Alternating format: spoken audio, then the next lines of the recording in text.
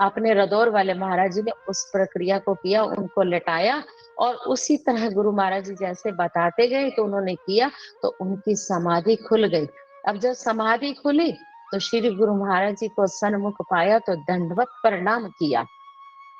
दंडवत प्रणाम किया तो गुरु महाराज जी पूछ रहे हैं कि बेटा आप कहाँ चले गए थे? तो उस समय उन्होंने, संतों ने जो उच्चारण किया, अपने रादौर वाले महाराज जी बताते हैं कि इस प्रकार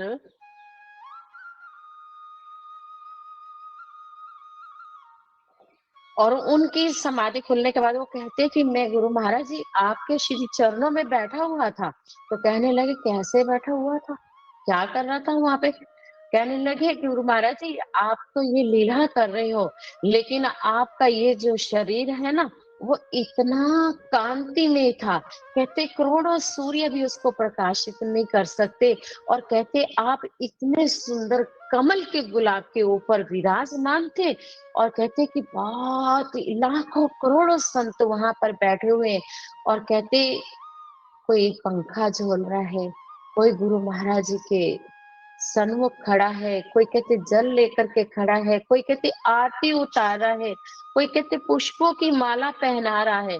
लेकिन कहते कि गुरु महाराज जी ये मैं सोचता हूँ कि मुझे यहाँ पर ऐसा कोई फूल दृष्टिगोचर नहीं हो रहा कि आपने इतने सुंदर फूलों की जो माला पहनी हुई थी।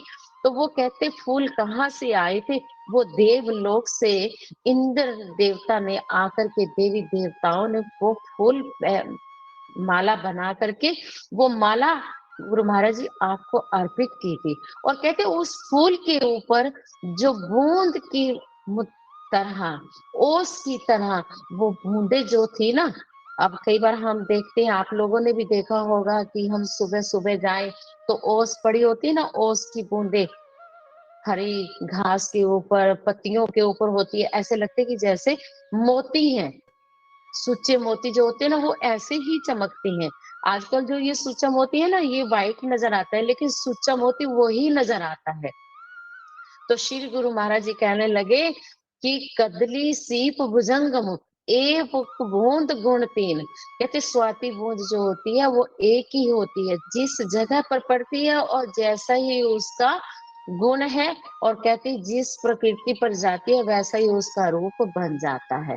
और कहते सीप में गिरती है तो मोती बन गई, सांप के मुख में गिरी तो विष बन गई, केले में गिरी तो कहते मुश्क कपूर बन गई। तो कहते वो जैसी जैसी संगति करती जाती है वैसा ही उसका रूप बन जाता है। इसीलिए महापुरुष कहते हैं, गुरुदेव कहते हैं कि बेटा सत्य की संगति करो। जो हमें गुरुदेव ने सत्य के साथ जोड़ा है, सत्य कौन है? वो परम पिता परमात्मा मेरे गुरुदेव। तो श्री गुरु महाराज जी कहने लगे कि बेटा इसका मन, इसका अंतःकरण ये सब शुद्ध हो गया। ये 7 चक्रों का भेदन करके कहते अब ये मेरे कहाँ पर अनामी अलोक में पहुंच गया। इसकी समाधि जो लगी थी, तो इस प्रकार से गुरु महाराज जी ने, कितने ही गुरु महाराज जी के शिष्य थे जिनकी समाधि लगती थी। ऐसे ही समाधि अवस्था में श्री गुरु महाराज जी कई बार अपनी मौज में आते थे तो अपने बहुत सुकोमल हाथ से उनके सर पर रखते थे और कहते उनकी समाधि खुल जाती थी। और जिनकी इच्छा होती थी उनकी समाधि लग जाती थी। तो श्री गुरु महाराज जी उनसे बार बार कहते थे कि तुम समाधि लगा करके समाधि अवस्था में जाकर के किस लोक में जाती हो? फिर तुम्हारी कोई इच्छा, कोई भावना, कोई जागृति, कुछ संकल्प विकल्प रहता है?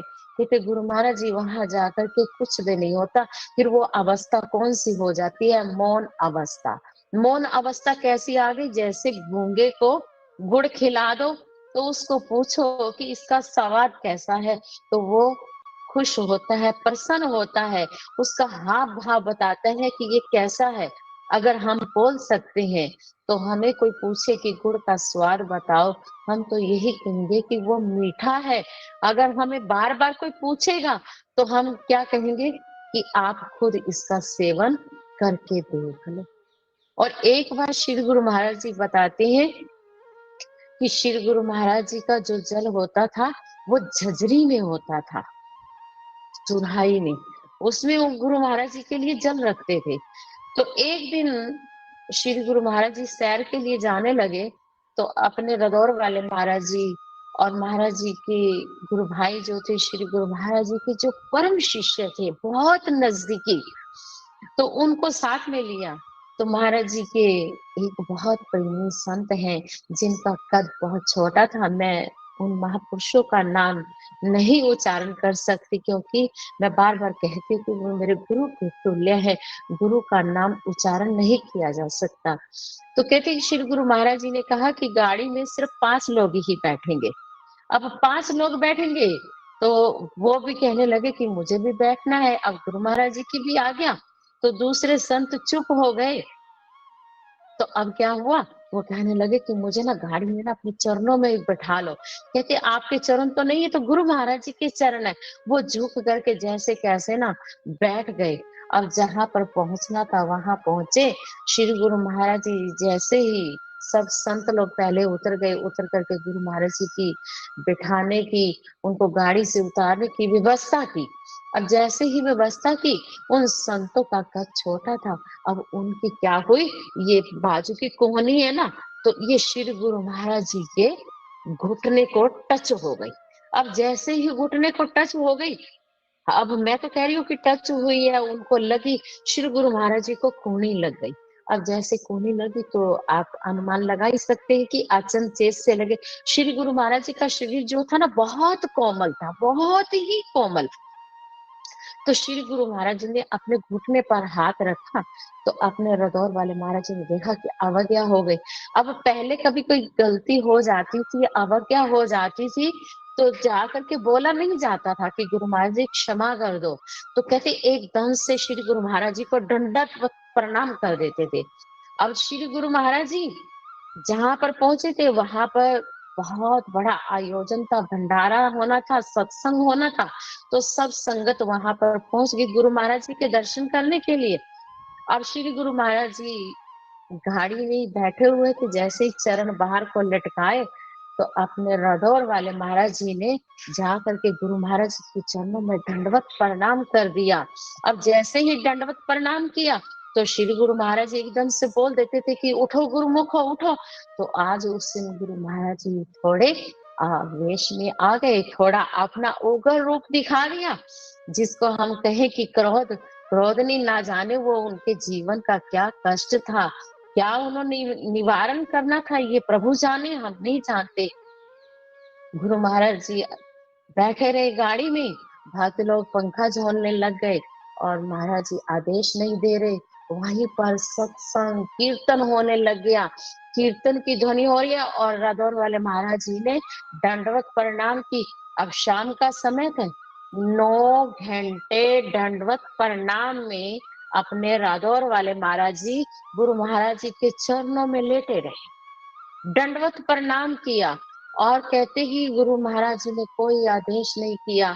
अब कहते कि वहां पर समय हो गया, लंगर बना हुआ था, सत्संग था, और सत्संग के लिए सब संगत वहीं पर उपस्थित हो गई, जहां पर श्री गुरु महाराज जी की, गुरु महाराज जी का श्री रथ रुका था। श्री रथ में, मैं कार नहीं कहूंगी, वो मेरे गुरु महाराज जी का रथ था, मेरे गुरु महाराज जी का वो पावन जो विमान था, वहीं पर गुरु महाराज जी बैठे हुए, सब संगतें आकर के प्रणाम कर रही हैं, और सत्संग कीर्तन अथाह चल रहा है। अब सुबह के 3:30 बज गए, श्री गुरु महाराज जी के स्नान का समय हो गया। अब गुरु महाराज जी ने 9 घंटे दंडवत में लेटे हुए, तो गुरु महाराज जी के एक संत आ गए, तो कहने लगे गुरु महाराज जी बहुत समय हो गया, लंगर भी शुरू नहीं हुआ, अब सुबह की आरती का भी समय हो गया। तो अभी वो आपस में बातें कर रहे थे, तो श्री गुरु महाराज जी को फरियाद कर रहे थे। तो गुरु महाराज जी देख रहे थे कि अभी ये दंडवत करके लेटा हुए, आदेश नहीं दे रहे, तो कैसे जाए। अब जो दूसरे गुरु भाई थे, तो महाराज जी ने लेटे लेटे उनको कहा कि आप सारी संगत को आदेश कर दो, आप सभी संत लोग दंडवत प्रणाम कर दो। तो गुरु महाराज जी अब तभी हम सभी को आदेश देंगे, नहीं तो नहीं आदेश देंगे। अब कितना समय हो गया। अब जैसे ही सारी संगत ने, सब संतों ने गुरु महाराज जी को दंडवत प्रणाम किया, तो श्री गुरु महाराज जी ने कहा, गुरुमुखो उठो। तो वहीं पर जयकारे गूंज गए और श्री गुरु महाराज जी के जयकारे लगे। बोलो जयकारा, बोल मेरे श्री गुरु महाराज की जय।